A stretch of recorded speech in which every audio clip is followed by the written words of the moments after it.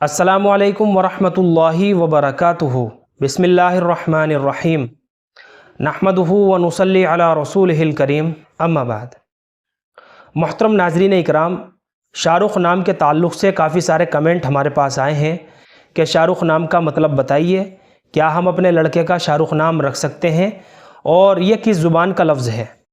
चलिए मोहतरम नाज़रीन इकराम, इनके सवालों का जवाब भी देते हैं और शाहरुख़ नाम की मालूमात को भी समझ लेते हैं।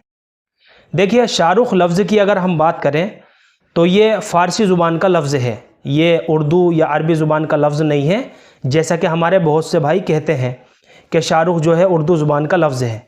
ये फ़ारसी ज़ुबान का लफ्ज़ है और शाहरुख़ दो लफ्ज़ों से मिलकर बनता है। पहला लफ्ज़ है शाह, ये अलग है, और दूसरा लफ्ज़ है रुख, ये लफ्ज़ अलग है।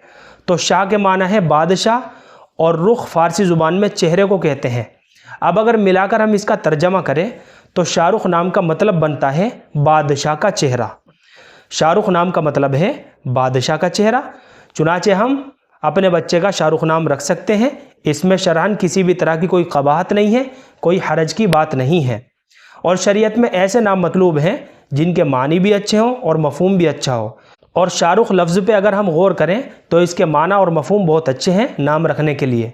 चुनाचे हम अपने बच्चे का शाहरुख़ नाम रख सकते हैं।